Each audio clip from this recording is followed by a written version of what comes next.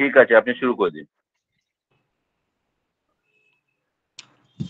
ॐ स्थापकाय च धर्मस्य सर्वधर्मस्वरूपिणे अवतारवरिष्ठाय रामकृष्णाय ते नमः।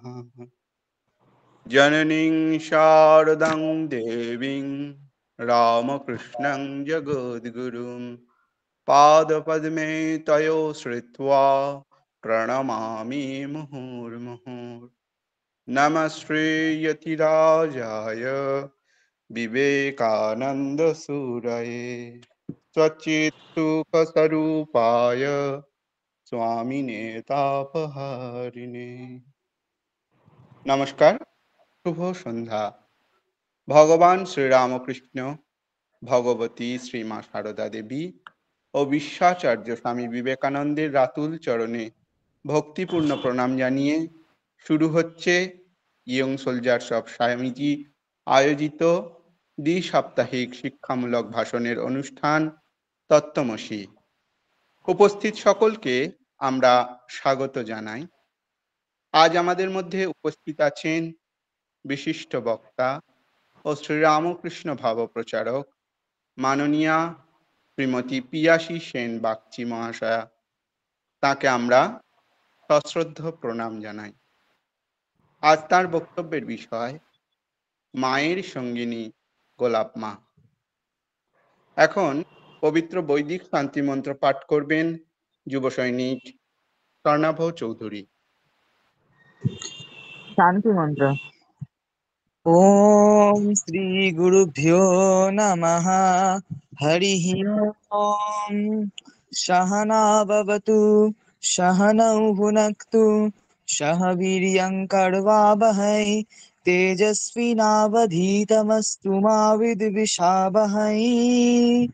ওম শান্তি শান্তি শান্তিঃ। ॐ शन्नो मित्रः वरुणः शन्नो भवत्यर्यमा शन्न इन्द्रो बृहस्पतिः शन्नो विष्णुरुक्रमः। नमो ब्रह्मणे नमस्ते वायो त्वामेव प्रत्यक्षं ब्रह्मासि त्वामेव प्रत्यक्षं ब्रह्मवदिष्यामि ऋतं वदिष्यामि सत्यं वदिष्यामि तन्मामवतु तद्वक्तारमवतु अवतु माम् अवतु वक्तारम्। ॐ शान्ति शान्ति शान्तिः। ॐ भद्रं कर्णेभिः शृणुयाम देवाः भद्रं पश्येमाक्षभिर्यजत्राः स्थिरैरङ्गैस्तुष्टुवागुंसस्तनूभिः व्यासेम देवहितं यदायुः। स्वस्ति न इन्द्रो वृद्धश्रवाः स्वस्ति नः पूषा विश्ववेदाः स्वस्ति नस्त्राक्षरिष्ठनेमिः स्वस्ति न बृहस्पतिर्दधातु। ॐ शान्ति शान्ति शान्तिः। ॐ नमो ब्रह्मणे नमो अस्त्वग्नये नमः पृथिवे नमो ओषधिभ्यः नमो वाचे नमो वाचस्पतये नमो विष्णवे बृहते करोमि। ॐ शान्ति शान्ति शान्तिः। ॐ तच्छंयोरावृणीमहे गातुं यज्ञाय गातुं यज्ञपतये दैवीः स्वस्तिरस्तु नः स्वस्तिर्मानुषेभ्यः ऊर्ध्वं जिगातु भेषजं शन्नो अस्तु द्विपदे शञ्चतुष्पदे। ॐ शान्ति शान्ति शान्तिः। ॐ असतो मा सद्गमय तमसो मा ज्योतिर्गमय मृत्युर्मा अमृतङ्गमय। ॐ शान्ति शान्ति शान्तिः। ॐ पूर्णमदः पूर्णमिदं पूर्णात् पूर्णमुदच्यते पूर्णस्य पूर्णमादाय पूर्णमेवावशिष्यते। ओम शांति शांति शांति। हरि ओम तत्सद। श्री राम कृष्णाय अर्पणमस्तु। जय ठाकुर जय। তোমারও অসীমে প্রাণ মনলয়ে যত দূরে আমি ধাই, কোথাও দুঃখ, কোথাও মৃত্যু, কোথা বিচ্ছেদ নাই। আজ 25শে বৈশাখ, বাঙালির এক আবেগের দিন, রবীন্দ্র জয়ন্তী। আর কয়েকদিন পর 12ই মে বিশ্ব মাতৃদিবস। তারই পূর্বে এই শুভক্ষণে আমরা শ্রী মা সারদা দেবীর সঙ্গিনী গোলাপ মাকে নিয়ে আলোচনা করব। যোগিন মা ও গোলাপ মা শ্রী শ্রী মায়ের চিরকালের সঙ্গিনী। মা তাদেরকে জয়া বিজয়া বলে উল্লেখ করতেন। গোলাপ মা সম্পর্কে মা বলতেন, যার শুদ্ধ মন সে সব শুদ্ধ দেখে। এই গোলাপের মনটি শুদ্ধ। অনেক সাধন তপস্যা করলে, পূর্বজন্মের অনেক তপস্যা থাকলে তবে এ জন্মে মনটি শুদ্ধ হয়। এইরকম কত কথা, কত লীলা কাহিনী আজ আমরা শুনব শ্রীমতী পিয়াসী সেন বাগচি মহাশয়ের কাছ থেকে। তিনি দ্বাদশ সংখ্যগুরু পরম পূজ্যপাদ শ্রীমৎ স্বামী ভূতেশানন্দজি মহারাজের মন্ত্র শিষ্যা। বহু সাধু, বহু মাতাজি ও গুণীজনের স্নেহ স্পর্শে তার জীবনটায় রামকৃষ্ণ সারদা ভাবময়ী হয়ে উঠেছে। শ্রীরামকৃষ্ণ ভাব প্রচারক রূপে তিনি বহু রামকৃষ্ণ মঠ, মিশন, সারদা মঠ ও বিভিন্ন প্রতিষ্ঠানে, শ্রীরামকৃষ্ণ ভাবানুরাগী বিভিন্ন সংগঠনে এবং ইউটিউবের বিভিন্ন চ্যানেলে ঠাকুর মা স্বামীজির কথা পাঠ, আলোচনা, বক্তব্য রাখছেন দীর্ঘদিন। তিনি কত ভক্ত হৃদয়ের তৃষিত প্রাণে অমৃত কথাবাড়ি সিঞ্চন করছেন। আজ আমরা ধন্য, আমরা আজ এমন স্বনামধন্যাকে পেয়েছি। আবারও তাকে প্রণাম জানাই। এখন শুরু হচ্ছে তত্ত্বমসী অনুষ্ঠানের আজকের বক্তব্য, মায়ের সঙ্গিনী গোলাপ মা। দিদি, আপনি শুরু করতে পারেন। আমাকে কি শোনা যাচ্ছে? হ্যাঁ দিদি, শোনা যাচ্ছে। তাহলে আজকের আমাদের যে সমবেত অনুধ্যান আমরা শুরু করছি। ওম জননীং শারদাং দেবীং রামকৃষ্ণং জগদ্গুরুং পাদপদ্মে তয়ো শ্রিত্বা প্রণমামি মুহুর্মুহ। শ্রী শ্রী ঠাকুর, শ্রী শ্রী মা ও স্বামীজি মহারাজকে জানাই ভুলুণ্ঠিত প্রণাম। তত্ত্বমসী এই গ্রুপের সমস্ত মেম্বার্সদের, সদস্যদের আর যারা এই অনুষ্ঠানটি আজ দেখছেন সবাইকে জানাই আমার অন্তরের শ্রদ্ধা ও প্রণাম। মানস সাহা মহাশয়কে বিশেষভাবে কৃতজ্ঞতা জানাই। ওনার আমন্ত্রণে মাঝে মাঝে আমাকে আসতে হয়। আজ রবীন্দ্র জয়ন্তী, আমরা কবিগুরুকেও স্মরণ করছি। শ্রী শ্রী মা বলেছেন, যে যার সে তার, যুগে যুগে অবতার। অর্থাৎ অবতাররা যখন আসেন তাদের সঙ্গে লীলা পার্ষদগণও আসেন। শ্রী শ্রী মা স্বয়ং রাধা। যখন ভগবতী আসেন তখন তিনি দেবী মানবী হয়ে আসেন। শুধু যদি দেবী হয়ে আসতেন, তাকে ভোগরাগ দিয়ে আমরা সিংহাসনে বসিয়ে রাখতাম, তিনি আমাদের আপনার চেয়ে আপনজন হতে পারতেন না।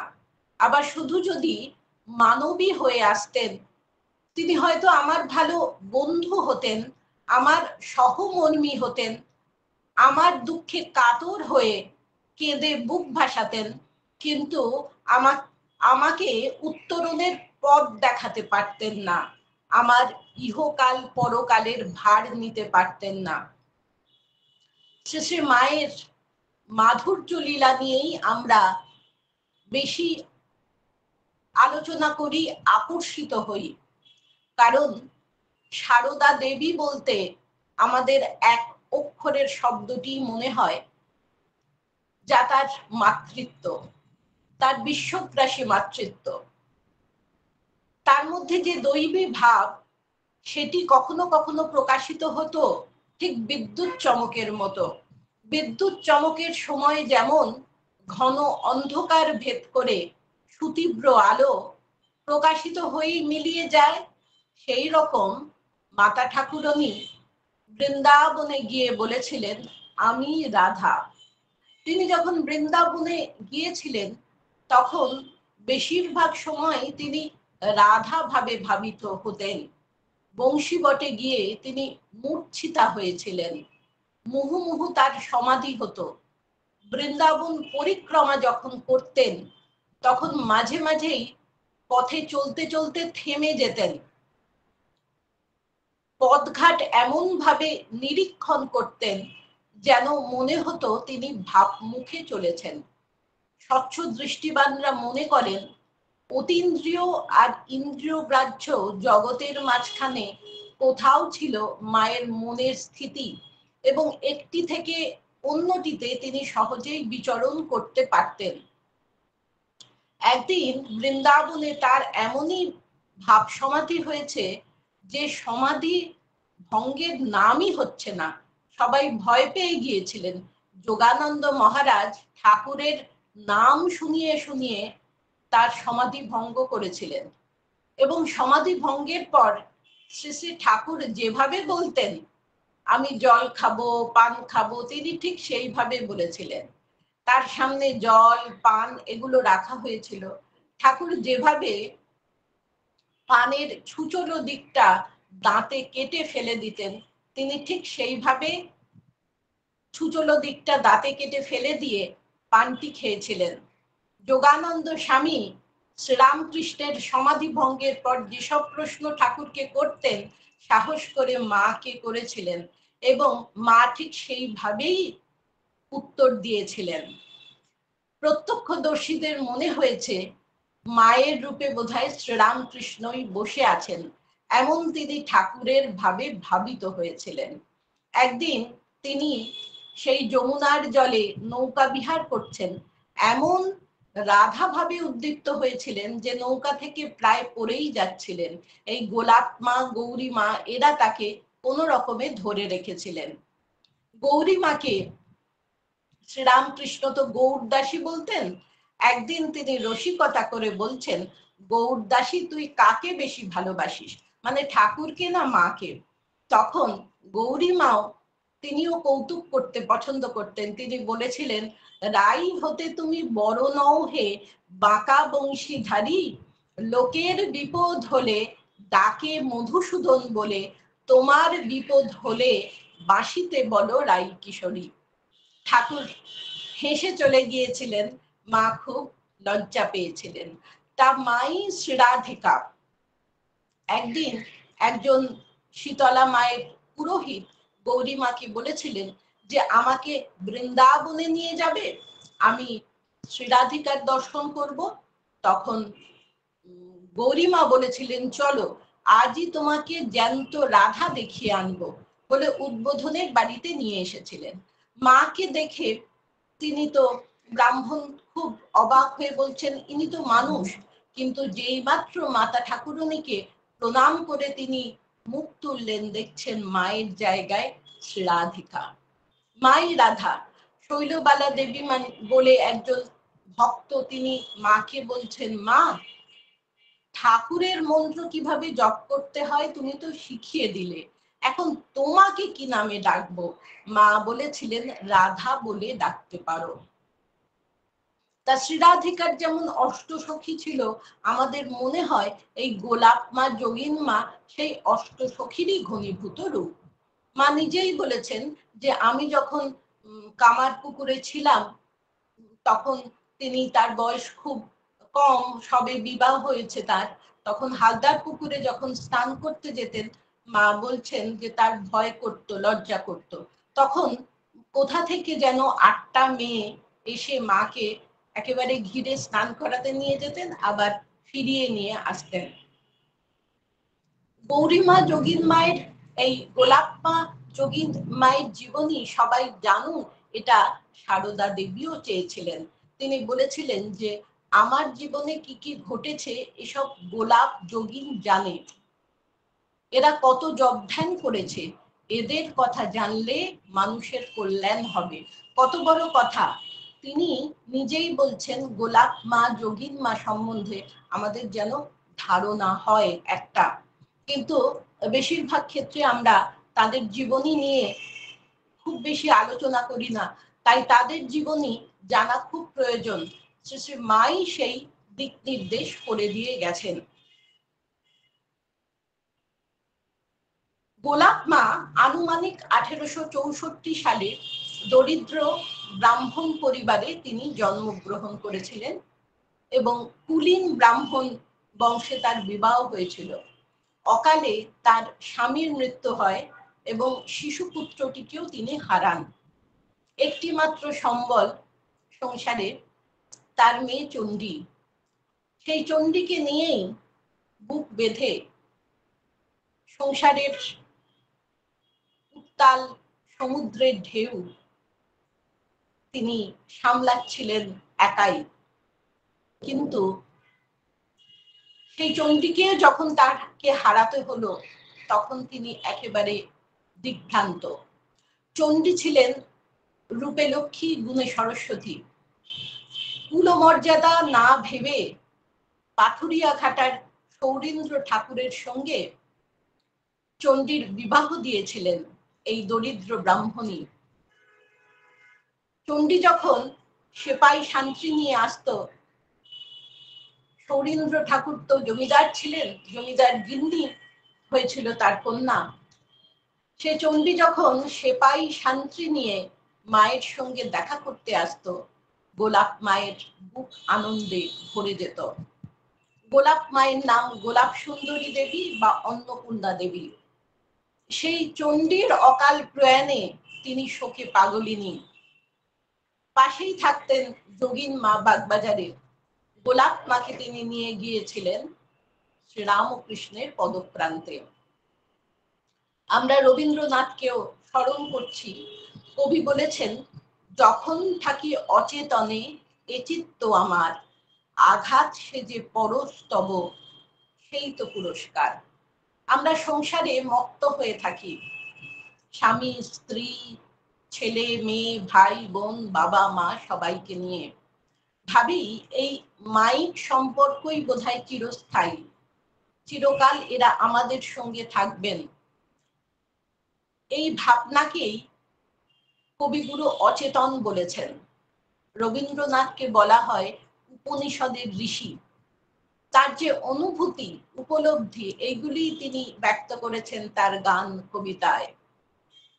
সচেতন হওয়া মানে এই মাইক সম্পর্ক যে চিরস্থায়ী নয়, একমাত্র ভগবান নিত্য সত্য, এটি বোধে বোধ হওয়া। কাউকে আঘাত করতে গেলে তাকে স্পর্শ করতে হয়। ভগবানের স্পর্শে মন ভগবত মুখী হয়।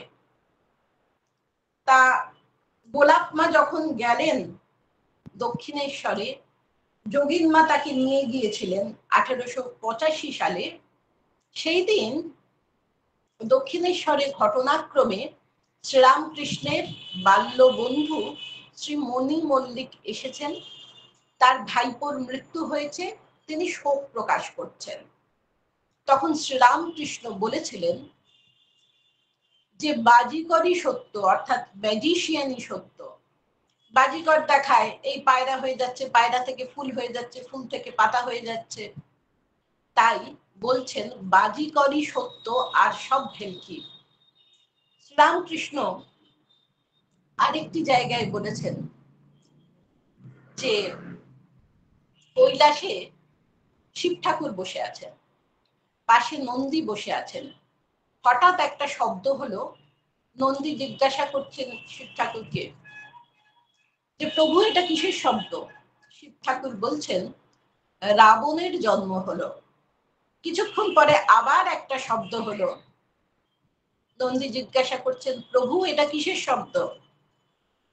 তখন শিব বলছেন, রাবণ বধ হলো। রাবণের কত পরাক্রম, কতগুলো মাথাই তার। সীতা দেবীকে হরণ করেছেন, রামচন্দ্র আবির্ভূত হয়েছেন তাকে বধ করবেন বলে, কিন্তু ভগবানের কাছে রামের জন্ম আর মৃত্যু শুধু দুটো শব্দ মাত্র। রাবণ যখন বধ হলো তখন লক্ষ্মণ ছুটে গিয়ে দেখে এসে রামকে বলেছিলেন, রাম তোমার তীরের কি মহিমা, রাবণের দেহে এমন কোনো জায়গা নেই যেখানে ছিদ্র নেই।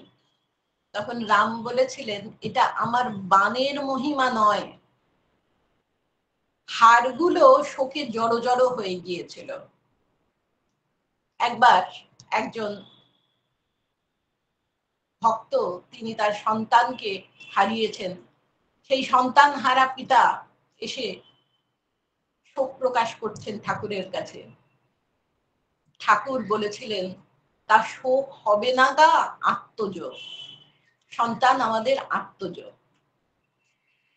তা গোলাপ মা এসেছেন, তিনি শুনছেন ঠাকুর বলছেন যে ঈশ্বরই সত্য, শোক দেখি আর কি হবে, ঈশ্বরে যাতে মতি থাকে সেই চেষ্টা করাই উচিত। প্রত্যক্ষভাবে কিন্তু গোলাপ মাকে এই কথাগুলি বলেননি, কিন্তু গোলাপ মায়ের মনে হচ্ছে তিনি যেন তাকে উদ্দেশ্য করেই বলছেন। এই পরোক্ষ কথাগুলি, পরোক্ষভাবে বলা কথাগুলি তার মনে কিন্তু গভীরভাবে রেখাপাত করেছিল। তিনি এবার বলছেন, আমি আসি। ঠাকুরের কাছে যখন বিদায় নিচ্ছেন, ঠাকুর তো শুষ্ক ব্রহ্মজ্ঞানী ছিলেন না, তিনি স্নেহ ভরে বলছেন, তার কথার মধ্যে করুণা মাখা, যে এখনই যাবে, সময়টা ছিল জ্যৈষ্ঠ মাস, ভীষণ রোদ, বলছেন একটু বসো না, ভক্তরা গাড়ি নিয়ে এসেছে, তাদের সঙ্গে না হয় যেও। কথামৃতে গোলাপ মাকে শোকাতুরা ব্রাহ্মণী বলা হয়েছে। আমরা গানে বলি, জীবের দুঃখে কাতর হয়ে পরব্রহ্ম এসেছেন। তা পরব্রহ্ম নারায়ণ শোকহারী মধুসূদন কিভাবে শোকাতুরা ব্রাহ্মণীর শোক হরণ করলেন, সেটাই আজ আমাদের সংক্ষিপ্ত অনুধ্যানের বিষয়বস্তু। এরপরে আমরা দেখছি যে শ্রীরামকৃষ্ণ ভক্ত সঙ্গে প্রথমে যাবেন নন্দ বসুর বাড়ি, নন্দ বসু ধনী, তিনিও থাকেন বাগবাজারে। তারপর যাবেন গোলাপ মায়ের বাড়ি, তিনি কথা দিয়েছেন।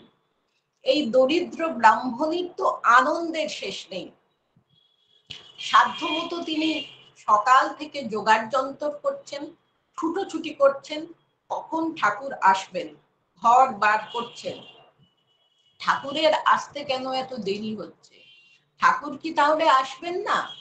যা কিছু ব্যবস্থা করেছি, জলযোগের যে আয়োজন করেছি, তাহলে সব আমি গিয়ে গঙ্গার জলে বিসর্জন দেব, কখনো আর তার কাছে যাব না। তিনি যদি কোনো ভক্ত গৃহে আসেন, আমি দূর থেকে দেখে চলে আসব। এইসব তিনি ভাবছেন আর অপেক্ষায় আছেন যে শ্রীরামকৃষ্ণ কখন আসবেন। তার আর তর সইছে না, নন্দ বসুর বাড়ি থেকে আসতে কেন এত দেরি হচ্ছে। নিজেই গেছেন নন্দ বসুর বাড়িতে খোঁজ নিতে। ছাদে সকলের বসার জন্য আয়োজন করা হয়েছে। এই গোলাপ মা এবং তার ভগিনী দুজনেই বিধবা, তারা থাকেন ভাইদের সঙ্গে একই বাড়িতে। তা ছাদে আবাল বৃদ্ধ বনিতা, তারা সবাই অপেক্ষা করে বসে আছেন পরমহংসদেব কখন আসবেন, তাকে দর্শন করবেন। তা গোলাপ মা গেছেন নন্দ বসুর বাড়িতে খোঁজ নিতে। তার একটু পরেই সহাস্যে শ্রীরামকৃষ্ণ এলেন, সঙ্গে ভক্তরা, সঙ্গে শ্রীমও ছিলেন। তা গোলাপ মায়ের ভগিনী বললেন যে ব্যস্ত হয়ে দিদি গেছেন নন্দ বসুর বাড়িতে আপনার খোঁজ নিতে, এক্ষুনি এসে যাবেন। একটু পরেই গোলাপ মা বাড়িতে ফিরে ঠাকুরকে দেখে অধীর ভাবে বললেন, ওগো আমি যে আহ্লাদে আর বাঁচি না গো। ওগো আমার চণ্ডী যখন সেপাই শান্তি নিয়ে মানে পাহারাদারদের নিয়ে, জমিদার গিন্নি তো, আমার সঙ্গে দেখা করতে আসতো, তখনও তো আমার এত আহ্লাদ হতো না গো। একজন মুটে সে 1 টাকা দিয়ে লটারির টিকিট কেটে 1,00,000 টাকা পেয়েছিল, যেই মাত্র সে সংবাদটি পেল সঙ্গে সঙ্গে সে মরে গেল। তোমরা সবাই আমাকে আশীর্বাদ করো, না হলে আমি সত্যি সত্যি মরে যাব। তারপর যে কথাটি তিনি বলেছিলেন সেটি একটা সাংঘাতিক কথা। তিনি বলেছিলেন, ওগো চণ্ডীর শোক আর আমার এতটুকুও নেই গো।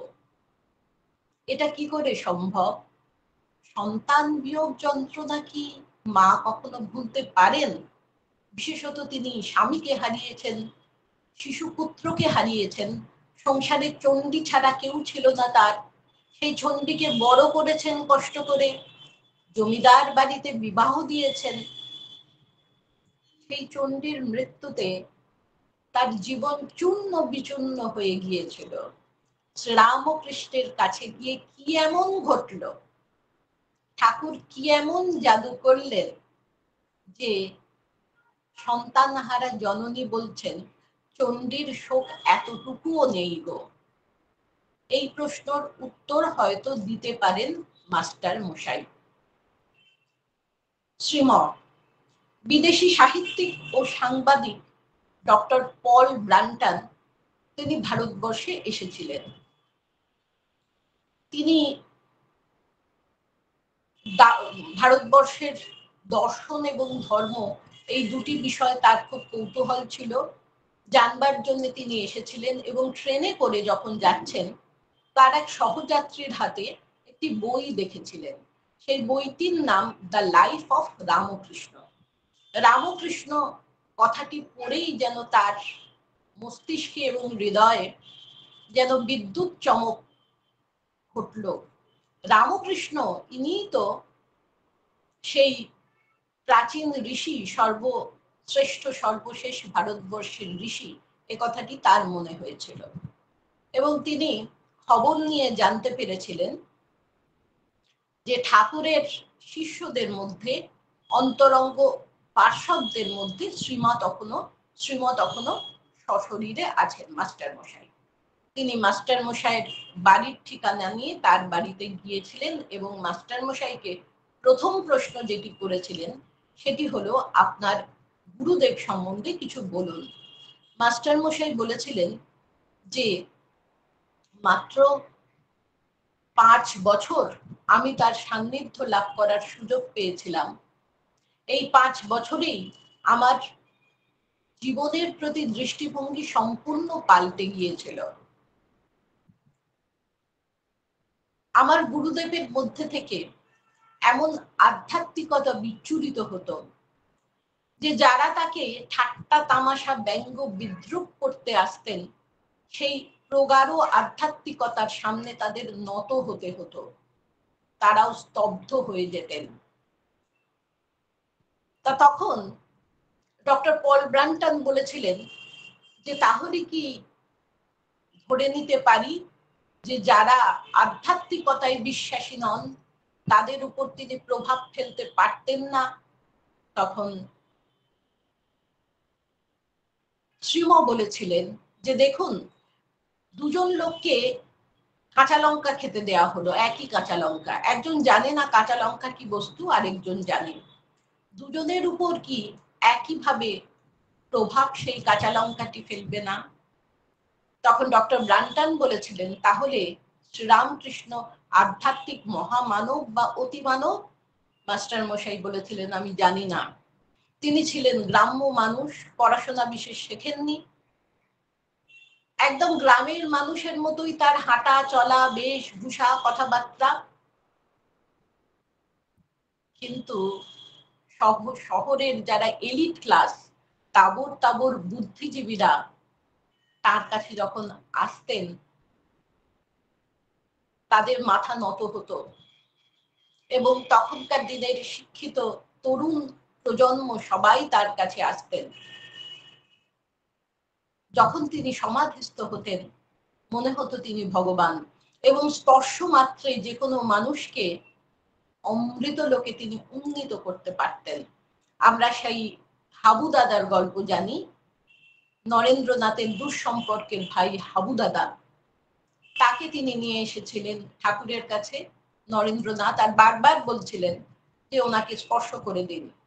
ঠাকুর যখন স্পর্শ করেছিলেন, সেই হাবু দাদা গভীর ধ্যানে নিমগ্ন হয়েছিল, ধ্যান ভঙ্গের লক্ষণই নেই, হেন কোনো নেশা নেই সে করত, কিন্তু ধ্যান ভঙ্গের পর হাবু দাদা বলেছিল যে এমন রাম নেশা আছে জানলে কে আর সেই সব যেগুলি ছাইপাশ গিলে আমি নেশা করতাম সেগুলি কে করত, যদি জানতো এমন রাম নেশা আছে। মাস্টার মশাই বলছেন যে আমি আগে জানতাম যে বই পড়ার নাম জ্ঞান, এখন জানলাম ঈশ্বরকে জানার নাম জ্ঞান। আমি প্রথম খুব তর্ক জুড়ে দিতাম তার সঙ্গে, কিন্তু পরে আমি বাকরুদ্ধ হয়ে গেলাম এবং তার প্রতি দুর্নিবার আকর্ষণে আমি প্রায় ছুটে ছুটে দক্ষিণেশ্বর যেতাম। তিনিও বেশ কৌতুক করে বলতেন যে একটা ময়ূরকে কেউ আফিম দিত, তার সেই আফিমের লোভে ময়ূরটি প্রতিদিন 4টের সময় আসতো। তারপর ডক্টর ব্রান্টানকে তিনি বলছেন যে আমার গুরুদেবের লীলা সাঙ্গের পর অনেক শিষ্যই সন্ন্যাসী হয়েছেন, কিন্তু আমি আমার নিজের কাজ আধ্যাত্মিক এই অধ্যাপনা, এবং উনি তো স্কুল কলেজে পড়াতেন, আমার এই পড়াশোনার কাজ, এই অধ্যাপনার কাজ আমি চালিয়ে গেছি। আজ আপনি এখানে এসেছেন, আপনি দেখতে পারবেন যে রামকৃষ্ণ মিশন কত কাজ করছেন, ত্রাণের কাজ, দুর্ভিক্ষ, মহামারী, বন্যায় সাধুকর্মীরা কিভাবে ঝাঁপিয়ে পড়ছেন ত্রাণের কাজে, কত হাসপাতাল, স্কুল, কলেজ তারা গঠন করছেন। কিন্তু আজ আপনি যা দেখতে পারবেন না এখানে এসে, তা হলো সেই সোনার মানুষটিকে। তিনি স্পর্শমণি, যার স্পর্শে কত মানুষের জীবন পরিবর্তিত হয়েছে। সেই সোনার কাঠির ছোঁয়ায় কত মানুষ সোনা হয়ে গেছেন, ট্রান্সফরমেশন হয়েছে। আজ এসে আপনি সেটি কিন্তু দেখতে পেলেন না। তাই এই কথাগুলি কিন্তু বলা খুব জরুরি, না হলে বুঝতে পারা যাবে না যে কিভাবে শোকহারী মধুসূদন এই শোকাতুরা ব্রাহ্মণীর শোক হরণ করলেন, তাও এত অল্প সময়। যখন তিনি শ্রীরামকৃষ্ণকে নিয়ে হই হই করছেন, তখন তার বোন এসে বলছে, দিদি নিচে এসো না, আমরা কি একা সবকিছু করতে পারি? তখন তিনি নিচে গেলেন। কিছুক্ষণ পরেই জলযোগের ব্যবস্থা হলো। শ্রীরামকৃষ্ণ জলযোগ করে যোগিন মায়ের বাড়িতে গেলেন, তারপর গেলেন বলরাম বসুর বাড়িতে। তখন শ্রীম বলছেন, আশ্চর্য ব্যাপার, বাইবেলে এইরকম ঠিক একটা ঘটনা আছে। প্রভু যিশুও এরকমই গিয়েছিলেন এক ভক্ত গৃহে, তারাও 2 বোন, মেরি আর মার্থা।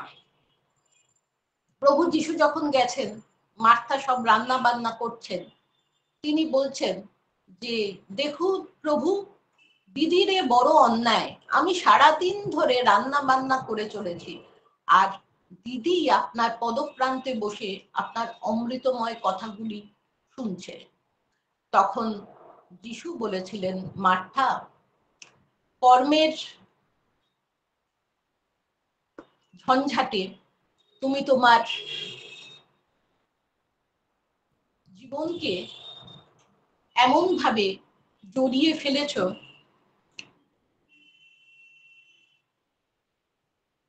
দেখো একটা বস্তু থেকে তুমি কিন্তু বঞ্চিত থেকে গেছো, সেটি হলো ভগবানের প্রতি বিশ্বাস, ভালোবাসা। তোমার দিদি কিন্তু সেইটি পেয়েছে, এমন জিনিস সে পেয়েছে যে জিনিসটা কোনোদিন তাকে হারাতে হবে না। মনুষ্য জীবনের উদ্দেশ্য কিন্তু ঈশ্বর লাভ, কর্ম উপায় মাত্র, কর্ম কিন্তু উদ্দেশ্য নয়। তারপরে শ্রীরামকৃষ্ণ তিনি গোলাপ মাকে নিয়ে এলেন শ্রী শ্রী মায়ের পদপ্রান্তে। মাকে তিনি বলেছিলেন যে একে পেট ভরে খাওয়াবে, অন্ন পেটে গেলে শোক কমে। আর গোলাপ মাকে বলেছিলেন ইনি সারদা সরস্বতী, জ্ঞান দিতে এসেছে। মাকেও বলেছিলেন এই মেয়েটিকে যত্ন করো, এই বরাবর তোমার কাছে থাকবে। আর গোলাপ মাকে চিনিয়ে দিয়েছিলেন মায়ের স্বস্বরূপ, কারণ মা তো ঘোমটার আড়ালে শুধু মুখ নয় স্বস্বরূপকে ঢেকে রেখেছিলেন, তাই চেনানো বড় জরুরি ছিল। ঠিক যেভাবে না হলে বেশিরভাগ মানুষই তাকে শুধুমাত্র পল্লী বালা মনে করতেন, তিনি সংসারের সমস্ত কাজ করেন। কেউ মনে করতেন ঘোরতর সংসারী। ঠিক যেভাবে শ্রীকৃষ্ণ অর্জুনকে বলেছিলেন অবজানন্তি মাং মুরাং মানসিং তনুমাশ্রিতম পরম ভাবম অজানন্ত মম ভূত মহেশ্বরম। আমাকে দেখে, দেহধারী দেখে অজ্ঞ লোকেরা আমাকে অবজ্ঞা করে, তারা জানে না সেই পরম তত্ত্ব। তা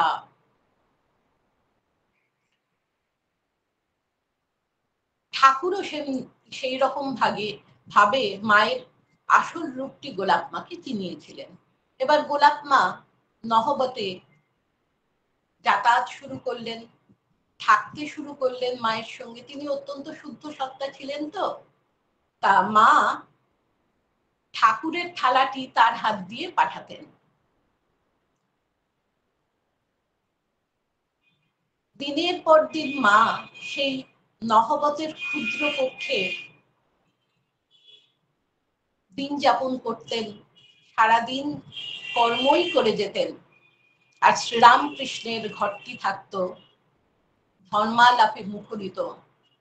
শুধু ঠাকুর যখন খেতেন সেই সময় মা একটু তার সান্নিধ্য লাভ করার সুযোগ পেতেন। দুপুরবেলা তার ভাতের থালাটি নিয়ে যেতেন, কত কথা বলতেন যাতে ঠাকুরের মনটি একটু নিম্নগামী থাকে, যাতে ঠাকুর একটু খেতে পারেন, সমাধিস্থ না হয়ে পড়েন। ভাতটা চেপে চেপে দিতেন, তাতে ঠাকুরের মনে হয় তিনি কম খাচ্ছেন। রাত্রে দুধটা এমন করে জাল দিয়ে দিতেন ঠাকুরের মনে হতো কম দুধ খাচ্ছেন। দেখুন, সেই অধিকারটুকুও তিনি ছেড়ে দিলেন। গোলাপ মা খাবার নিয়ে যেতেন, এবং রাত্রে যদি পুরুষ ভক্ত না থাকতো, অনেকক্ষণ ধরে ঠাকুরের সঙ্গে কথা বলতেন, মা তখন তার খাবার থালা আগলে বসে থাকতেন। নিবেদিতা বলেছেন মাকে দেখলে কখনো মনে হতো না তার জীবন চর্চায়, তার আচরণে, তার কথাবার্তায় যে কোনো ভক্তদের থেকে ঠাকুরের উপর তার এতটুকু বেশি অধিকার। তিনি নেল হেমন্ডকে চিঠিতে লিখছেন যে এমন স্ত্রীলোকের কথা ভাবতে পারো যে তার স্বামীর সেবা পূজা করে কিন্তু মুক্তি দেখতে দেয় না, কারণ ঠাকুর হচ্ছেন জগদম্বার বালক। তার চিন্তনে মননে শুধু জগদম্বার মুক্তি ভেসে থাকবে, প্রতিবিম্বিত হবে। তা গোলাপ মায়ের একটি গুণ ছিল, সেই গুণটি হলো তিনি কোনো দোষ করলে সঙ্গে সঙ্গে তা স্বীকার করে নিতেন। যেমন মাতা ঠাকুরানীর লীলা সাঙ্গের পরে তিনি একদিন খুব নবাগত সাধু ব্রহ্মচারীদের বকেছেন। পরের দিন বলছেন মা স্বপ্ন দিয়ে বলেছেন যে তুমি ওদের কেন বকাঝকা করলে, এই নাও এক থালা মিষ্টি এনেছি, তোমরা খাও। তার সাধুরা বলেছিলেন যে গোলাপ মা আপনি প্রতিদিন আমাদের এইভাবে বকবেন এবং তারপর এক থালা মিষ্টি দেবেন। কিন্তু তার আবার একটা দোষ ছিল, তিনি বড় স্পষ্ট বক্তা ছিলেন। স্থান কাল পাত্র না ভেবে, কোনো কিছু বিচার না করে যাই শুনতেন তাই বলে দিতেন। মা বলতেন অপ্রিয় সত্য কখনো বলবে না। গোলাপের সত্য কথা বলতে গিয়ে চক্ষু লজ্জা ভেঙে গেছে। তা ঠাকুর যখন শ্যাম্পু করেছিলেন, মা তার সেবা করতেন, মা ঠাকুরের এবং ভক্তদের জন্য রান্না করতেন, গোলাপ মা তাকে সাহায্য করতেন। গোলাপ মা কোথা থেকে শুনেছিলেন যে ঠাকুর বোধহয় শ্রী শ্রী মায়ের সেবায় অসন্তুষ্ট হয়ে দক্ষিণেশ্বর থেকে শ্যাম্পু করে চলে এসেছেন। সেই কথা শুনে গোলাপ মা বলে দিয়েছিলেন মাকে। মা খুব কষ্ট পেয়েছিলেন, ঠাকুরকে গিয়ে বলেছিলেন যে তুমি কি আমার সেবায় অসন্তুষ্ট হয়ে চলে এসেছো? ঠাকুর বলছেন এ কি কথা, এ তোমাকে কে বললো? গোলাপ মায়ের উপর খুব রেগে গিয়েছিলেন, গোলাপ মাকে পাঠিয়ে দিতে বলেছিলেন তার কাছে, এবং খুব ভৎসনা করে বলেছিলেন যে তুমি ওর কাছে ক্ষমা নেবে, ক্ষমা চাইবে, ও যদি তোমায় ক্ষমা না করে আমার কাছেও তোমার ক্ষমা নেই, এমন কঠিন কথা বলেছিলেন। তা কাঁদতে কাঁদতে এসে গোলাপ মা ক্ষমা চাইছেন মায়ের কাছে। মা তার পিঠ চাপড়ে বলছেন, ওঠো গোলাপ ওঠো, তুমি তো আমার মেয়ে, আমি কি তোমার ওপর রাগ করে থাকতে পারি? মা মুক্ত মনে তাকে ক্ষমা করে দিয়েছিলেন। মা ও তার সম্পর্ক কোনো বাহ্য ব্যবহারের উপর প্রতিষ্ঠিত ছিল না, দৈব নির্দেশে তিনি মায়ের কাছে এসেছিলেন এবং আপ্রাণ মাতৃসেবা করে গেছেন এই গোলাপ মা। শ্রীরামকৃষ্ণের লীলা সংবরণের পর মায়ের যখন নিদারুণ অবস্থা, ভাতের সঙ্গে নুন জোটে না, সেরা শাড়ি গেরো দিয়ে পড়েন, ঠাকুরের আত্মীয়রা, রামলাল দাদা, এরা সবাই মিলে যে 7 টাকা করে মা পেতেন কালীবাড়ি থেকে সেটাও বন্ধ করে দিলেন। মা কিন্তু কোনোদিন কারোর কাছে হাত পাতেননি, কারণ ঠাকুর বলে দিয়েছিলেন কোনোদিন কারোর কাছে হাত পাতবে না, তাহলে মাথাটাও বিকিয়ে যাবে। মা বৈরাগ্য ভাবে বলতেন যে এমন ঠাকুরই চলে গেলেন, আমি টাকা নিয়ে কি করব? কিন্তু সত্যি তখন এমন নিদারুণ অবস্থা তার, অন্যটুকু জোটাতে তার অন্যের বাড়ি শ্রম দিতে হয়েছে, ধান ভাঙতে হয়েছে। বলরাম বাবু স্ত্রী কৃষ্ণ ভাবিনী দেবী যখন কামারপুকুরে গিয়ে সব দেখেছিলেন, কলকাতায় এসে বলেছিলেন, এবং কলকাতায় ভক্তরা তারা সবাই মিলে পরামর্শ করেছিলেন যে মাকে কামারপুকুর থেকে নিয়ে আসতে হবে। তা এদের মধ্যে যিনি অগ্রণী ভূমিকা নিয়েছিলেন মাকে কলকাতায় নিয়ে আসার ব্যাপারে, তিনি কিন্তু গোলাপ মা। তারপর থেকে তিনি মায়ের সঙ্গেই থাকতেন, মা তীর্থে গেলে তিনি সঙ্গে যেতেন, মা ভাড়া বাড়িতে থাকলে তিনি থাকতেন, যতদিন না উদ্বোধনের বাড়ি তৈরি হয়েছে।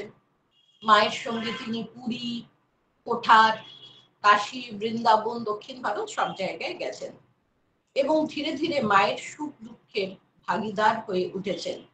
ভক্ত সংখ্যা বৃদ্ধি পেলে তিনি হয়ে উঠেছিলেন মায়ের সংসারের প্রকৃত গৃহিণী।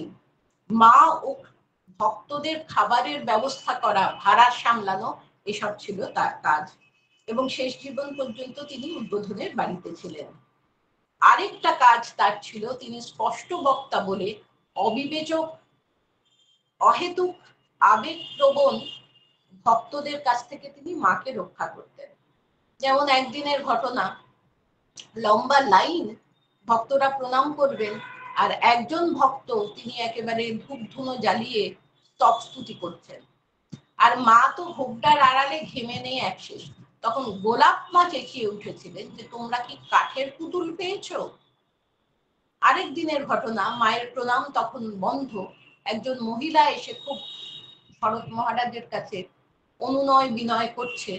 তা শরৎ মহারাজ একজন সাধুকে দায়িত্ব দিয়েছিলেন যে তুমি চট করে মাকে প্রণাম করিয়ে নিয়ে এসো। সেই সাধু আবার অন্য কাজে চলে গিয়েছিলেন একজন ব্রহ্মচারীকে দায়িত্ব দিয়ে। কিছুক্ষণ পরে গোলাপ মা চিৎকার করছেন যে শরৎ তুমি কাকে পাঠিয়েছো? সেই মহিলা মায়ের পা হ্যাঁচকা টান মেরে নিজের বক্ষে স্থাপন করে হাহাকার করছে। তা এইসব অবিবেচক আবেগপ্রবণ ভক্তদের কাছ থেকে তিনি রক্ষা করতেন মাকে। আর বয়স্ক ভক্তদের প্রণামের সময় মাতা ঠাকুরানী অনুচ্চ স্বরে যা বলতেন, তাদের আশীর্বাদ করতেন, সেই সব গোলাপ মা আবার চেঁচিয়ে তাদের বলে দিতেন। কোথাও যেতে হলে মা বলতেন গোলাপ সঙ্গে না গেলে হবে না। যখন নামতেন তিনি সেই ঘোড়ার গাড়ি থেকে গোলাপ মায়ের হাত ধরে নামতেন, যেন নববধূ। আবার কখনো বলেছেন গোলাপ জপে সিদ্ধ। গোলাপ মায়ের ব্যক্তিগত জীবন ছিল তপময়, আবার কর্মবহুল। খুব ভোরে ঘুম থেকে উঠে জপ ধ্যান করতেন, ঠাকুর মাকে প্রণাম জানাতেন, তারপরে সবজি কাটতে বসে যেতেন, তারপরে মাকে নিয়ে গঙ্গা স্নান করাতে যেতেন, গঙ্গার জল ভরে আনতেন, তারপর পান সাজতে বসতেন। ঠাকুরের নিত্যদিনের পুজো হয়ে গেলে সেই নিত্য পূজার পরে সেই প্রসাদ তিনি বিতরণ করতেন। তারপর দুপুরে প্রসাদের পরে একটু বিশ্রাম, বিকালে ধর্মগ্রন্থ পাঠ। তার মধ্যে তিনি দেখতেন যে কোনো সাধু বা ব্রহ্মচারীর মশারি যদি ছেঁড়া থাকতো সেলাই করে দিতেন। রাত্রে আবার জপ ধ্যান করতেন এবং খাওয়ার সময় সতর্ক থাকতেন সবাই সবকিছু পেল কিনা ঠিক মতো। কেউ যদি কাজে বাইরে গেছে, তার ফিরতে দেরি হবে, তিনি তার জন্য ঠিকঠাক মতো খাবার দাবার রেখে দিতেন। যার যেটা প্রিয় তার জন্য সেটি রাখতেন। কেউ সকালে হয়তো খাননি, তার জন্য সেই খাবারটি রাত্রে খাবেন, তুলে রাখতেন। আর কখনো অপচয় করতেন না, কারণ মা বলতেন তো যে অপচয় করলে মা লক্ষ্মী কুপিতা হন। তাই পান সেজেই আগে পানের গোটাটা গিনিপিগকে খাইয়ে দিতেন, সবজি কুটেই খোসাটা গরুকে খাইয়ে দিতেন। আর সবকিছু আনন্দ করে করতেন, কারণ কোনো স্বার্থের সম্পর্ক তো নয়, মা ঠাকুরের সংসার সেবা ভাবে করতেন। আর তিনি ছিলেন মুক্ত হস্ত, এটাও তার একটা কোয়ালিটি। ধার করেও তিনি দান করতেন। সবাই জানতেন গোলাপ মায়ের কাছে এসে হাত পাতলে কিছু না কিছু পাওয়া যাবে। একজন পাগলি সে রাত বিরেতে ও গোলাপের মা বলে ডাকতো, গোলাপ মা কিছু না কিছু তাকে দিতেন। একবার শ্রী শ্রী মায়ের খুব অরুচি হয়েছে, তিনি ব্রহ্মচারী আশুতোষকে বলেছেন একটু ডাঁটা চচ্চড়ি এনে দিতে। যেই ডাঁটাটি মুখে পুড়েছেন, চিবুচ্ছেন, অমনি গোলাপ মা বলছেন যে তুমি দূরের হাতের সবরি খেলে। আশুতোষ মিত্র ছিলেন সেবক, অর্থাৎ অব্রাহ্মণ, তার হাতে করে নিয়ে আসা চচ্চড়ি, সেটা ভাতের সঙ্গে রান্না করা, অর্থাৎ সবরি। তা মা বলেছিলেন, কে শুদ্ধর গোলাপ, ভক্তের কি কোনো জাত আছে? শোনা মাত্র গোলাপ মা ডাঁটা চিবিয়ে যেটি রেখেছেন সেই উচ্ছিষ্টটি মুখে তুলে দিয়েছিলেন। দেখুন, ব্রাহ্মণ পরিবারে জন্ম হয়েছে, কুলীন ব্রাহ্মণ বংশে বিবাহ হয়েছে। আমরা ছোট থেকে যা শিখে আসি, যা শুনে আসি, যা দেখে আসি, সেগুলোকেই বিশ্বাস করি, সেগুলোই সংস্কার হয়ে গেড়ে বসে মনে। কিন্তু তিনি এমন উদার মনা যে এইমাত্র মা বললেন ভক্তের জাত নেই, তিনি মায়ের উচ্ছিষ্টটি খেলেন। একদিন মায়ের ভাইজি নলিনী দিদি বলছেন, পিসিমা, গোলাপ দিদি তোমার বাথরুম পরিষ্কার করে গঙ্গায় স্নান না করে হাত পা ধুয়ে শুধু কাপড় পাল্টে ঠাকুরের জন্য ফল কাটছে। তুমি বলো না একবার গঙ্গায় নাইতে যেতে। তা মা বলেছিলেন, তোদের মতো সূচিবাই নয়, তার মন এত উঁচু, তার মতো মন তোদের করতে হলে কয়েকটা জন্ম লাগবে, দেহ বদলে আসতে হবে। অর্থাৎ তার যে উঁচু মন, সেই রকম উঁচু মন তোদের নয়, তাই তোদের এই রকম মনে হচ্ছে। তারপর বলেছিলেন, গোলাপের এটাই শেষ জন্ম। বৃন্দাবনে যখন তিনি গেছিলেন মাধবজির মন্দিরে, তিনি দেখছেন নোংরা পড়ে আছে, নিজের পরনের কাপড়টি ছেড়ে সেটি পরিষ্কার করেছিলেন। তাই দেখে কিছু লোক বলেছিল যে এর ছেলেই বোধহয় নোংরা করেছে, তাই এ পরিষ্কার করছে। আবার কেউ কেউ বলেছিল যে এরা সাধু সন্ত লোক, এদের আবার ছেলে কি, সকলের সুবিধার জন্য এরকম করছে। তার খুব গঙ্গা প্রীতি ছিল, গঙ্গার ঘাটে যখনই যেতেন দেখতেন নোংরা পড়ে আছে, সেই ঘরা ঘরা জল ঢেলে সেটি পরিষ্কার করতেন। মাতা ঠাকুরানী বড় খুশি হতেন, তিনি বলতেন যে এতে তীর্থযাত্রীর সুবিধা হয় আর গোলাপেরও মঙ্গল হয়। ইচ্ছা মৃত্যু বরণ করেছিলেন, বলেছিলেন আমি যাব কৃষ্ণপক্ষে আর যোগিন যাবে শুক্লপক্ষে। 1924 সালের 19শে ডিসেম্বর কৃষ্ণপক্ষের অষ্টমী তিথিতে তিনি শরীর ত্যাগ করেছিলেন। ঠাকুর প্রথম দিনই মায়ের স্বরূপ জানিয়ে দিয়েছেন যে মা শারদা সরস্বতী। তিনি মায়ের সঙ্গে বিভিন্ন জায়গায় গেছেন, বিভিন্ন ঘটনার সঙ্গে তিনি পরিচিত হবার সুযোগ পেয়েছেন।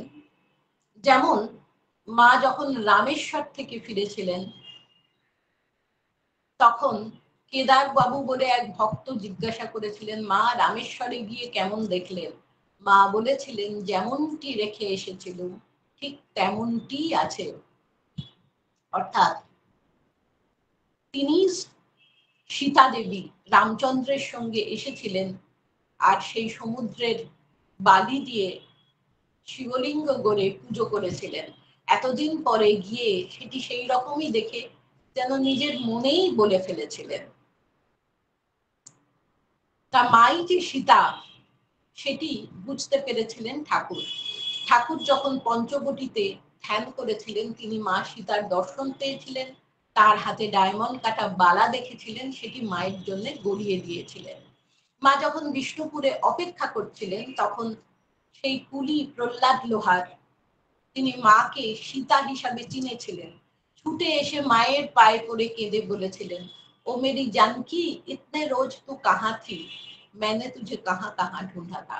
লোহার সম্প্রদায়ের দেবী হলেন সীতা। তিনি মাকে সীতা রূপে চিনেছিলেন। সেই রকম মায়ের ভাইজি মাকু দিদির ছেলে ন্যাড়া, সে মাত্র 3 বছর বেঁচেছিল। মাকে দেখলেই সে সীতা সীতা বলতো। সীতার মতো মাও স্বয়ংবরা ছিলেন। আবার গোলাপ মা এটিও শুনেছেন যে দক্ষযজ্ঞ নাটক হচ্ছে বলরাম মন্দিরে, সেই শিবহীন যজ্ঞে সবাই গেছেন, শুধু সতীই যাননি। তাই দেখে মা নিজের মনেই বলে ফেলেছিলেন, আমার সব বোনেরা গেল, আমারই যাওয়া হলো না। তা মাই যে সীতা, মাই যে রাধা, এইগুলি গোলাপ মা নিজের চোখে দেখেছিলেন, নিজের কানে শুনেছিলেন এবং তার বোধে বোধ হয়েছিল। সেটাই সব থেকে বড় কথা। সাধারণ মানুষের মনে এত সংশয় থাকে যে সাধারণত বিশ্বাস মনে দৃঢ়ভাবে জন্মায় না, কিন্তু গোলাপ মায়ের সেটি ছিল। তিনি যখন কাশিতে গিয়েছিলেন, একজন মহিলা তাকে ভেবেছিলেন মাতা ঠাকুরানী বলে প্রণাম করতে এসেছিলেন। তখন গোলাপ মা সারদা দেবীর দিকে দেখিয়ে বলছেন, উনি মা ঠাকুরন। আবার যখন সেই মহিলা সারদা দেবীকে প্রণাম করতে যাচ্ছেন, তখন সুরসিকা সারদা দেবী গোলাপ মায়ের দিকে দেখিয়ে বলছেন, উনি মা ঠাকুরন। তা সেই ভদ্রমহিলা তো একেবারে বিভ্রান্ত। তিনি আবার যে গোলাপ মায়ের দিকে যাচ্ছেন, তখন গোলাপ মা বলেছিলেন, তোমার বুদ্ধি শুদ্ধি কি লোক পেয়েছে? ভগবানের মুখ কি মানুষের মতো হয়? মা যে স্বয়ং ভগবতী, সর্বদেব দেবী স্বরূপিণী, এটা কিন্তু গোলাপ মা বুঝেছিলেন। তাই গোলাপ মায়ের জীবন হলো উত্তরণের ইতিহাস,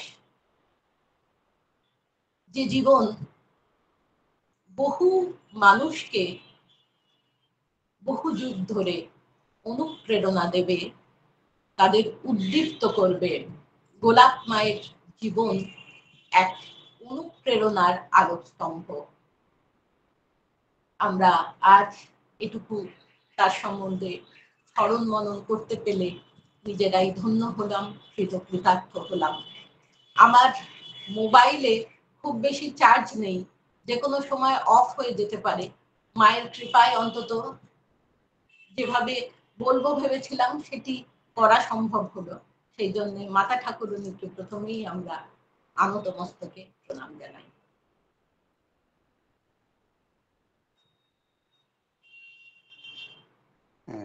আমরা এত সুন্দর মনোমুগ্ধকর আলোচনা শুনছিলাম, অপূর্ব অপূর্ব, যেন সেই লীলা কথা আমরা ধ্যান মগ্ন হয়ে যাচ্ছিলাম।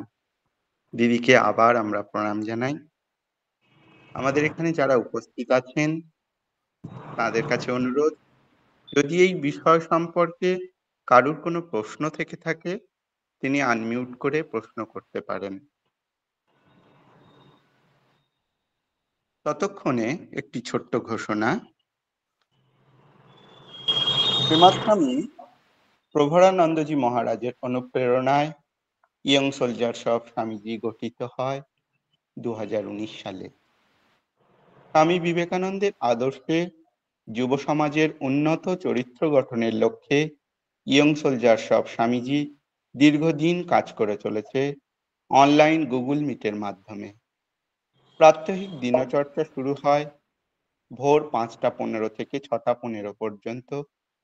বৈদিক শান্তিমন্ত্র, শঙ্খগীতি, স্বদেশ মন্ত্র, মনসংযোগ, সংকল্প বাক্য পাঠ, স্বামীজির বই পাঠ, শরীরচর্চা ও সঙ্গীতের মাধ্যমে সম্পন্ন হয়।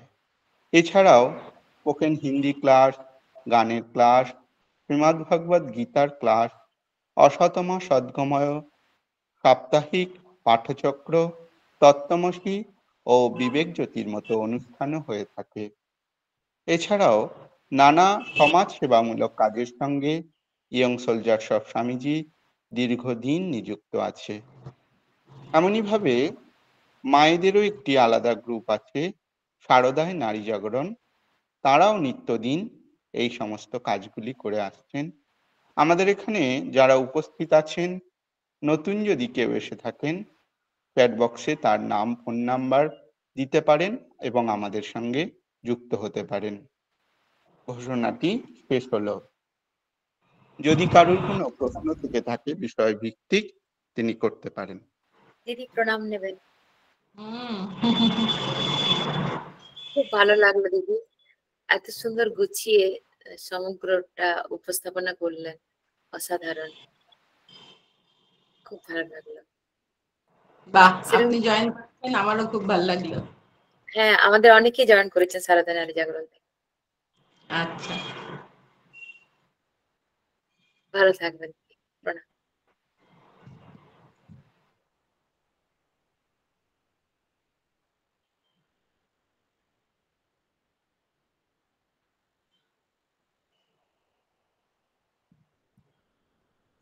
প্রণাম মাতাজি, প্রণাম নিবেন। প্রণাম।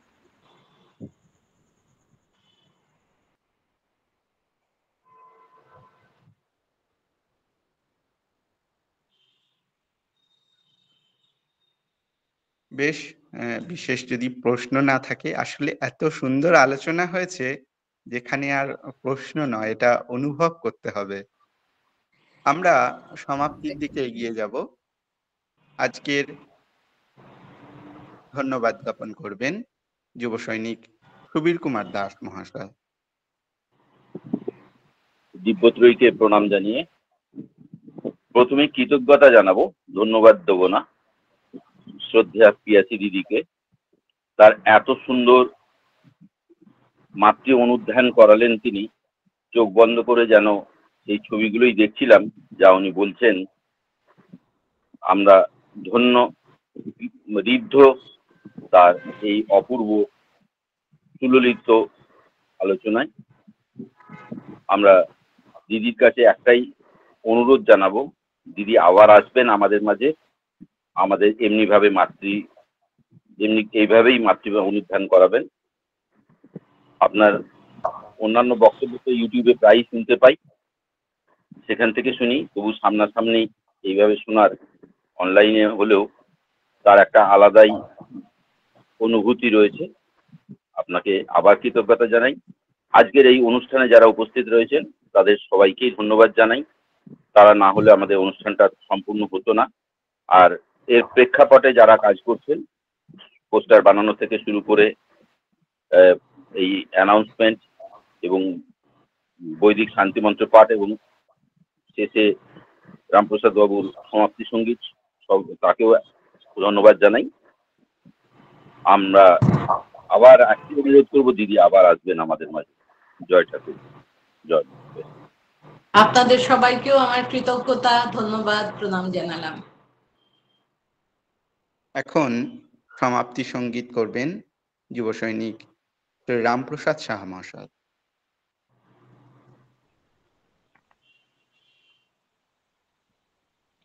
ঠাকুর, মা, স্বামীজি এবং গুরুদেবের শ্রীচরণে প্রণাম জানিয়ে এবং দিদিকে আমার প্রণাম এবং উপস্থিত যারা এই অনুষ্ঠানে যোগদান করেছেন সকলকে আমার শ্রদ্ধা নমস্কার জানিয়ে আজকে কবিগুরুর জন্মদিনে আমি একটি রবীন্দ্রসঙ্গীত গাইছি, যেটিতে উনি বলেছেন যে মা আমাদের হৃদয়ে আছে অথচ আমরা তাকে বাইরে খুঁজে বেড়াই। বলছি, আমার হিয়ার মাঝে লুকিয়েছিলে, দেখতে আমি পাইনি তোমায়, দেখতে আমি পাইনি। আমার হিয়ার মাঝে লুকিয়েছিলে, বাহির পানে চোখ মেলেছি, বাহির পানে আমার হৃদয় পানে চাইনি, আমার হিয়ার মাঝে লুকিয়েছিলে, দেখতে আমি পাইনি তোমায়, দেখতে আমি পাইনি। আমার সকল ভালোবাসায় সকল আঘাত সকল আশায়, আমার সকল ভালোবাসায় সকল আঘাত সকল আশায় তুমি ছিলে আমার কাছে, তুমি ছিলে। আমি তোমার কাছে যাইনি, আমার হিয়ার মাঝে লুকিয়েছিলে, দেখতে আমি পাইনি তোমায়, দেখতে আমি পাইনি। আমার হিয়ার মাঝে লুকিয়েছিলে, তুমি মোর আনন্দ হয়ে ছিলে আমার খেলায়, তুমি মোর আনন্দ হয়ে ছিলে আমার খেলায়। আনন্দে তাই ভুলেছিলেম, আনন্দে তাই ভুলেছিলেম, কেটেছে দিন হেলায়। তুমি মোর আনন্দ হয়ে ছিলে আমার খেলায়, তুমি মোর আনন্দ হয়ে ছিলে আমার খেলায়। আনন্দে তাই ভুলেছিলেম, আনন্দে তাই ভুলেছিলেম, কেটেছে দিন হেলায়। গোপন রহি গভীর প্রাণে আমার দুঃখ সুখের গানে, গোপন রহি গভীর প্রাণে আমার দুঃখ সুখের গানে, সুর দিয়েছো তুমি, আমি তোমার গান তো গাইনি, আমার হিয়ার মাঝে লুকিয়েছিলে, দেখতে আমি পাইনি তোমায়, দেখতে আমি পাইনি। আমার হিয়ার মাঝে লুকিয়েছিলে। আমি জয় দিচ্ছি। জয় শ্রী শ্রী গুরু মহারাজ জি কি জয়, জয় মহামায় কি জয়, জয় স্বামীজি মহারাজ জি কি জয়, জয় গঙ্গা মায় কি জয়। ওম শান্তি শান্তি শান্তি, হরি ওম তৎসৎ। শ্রী রামকৃষ্ণায় অর্পণমস্তু।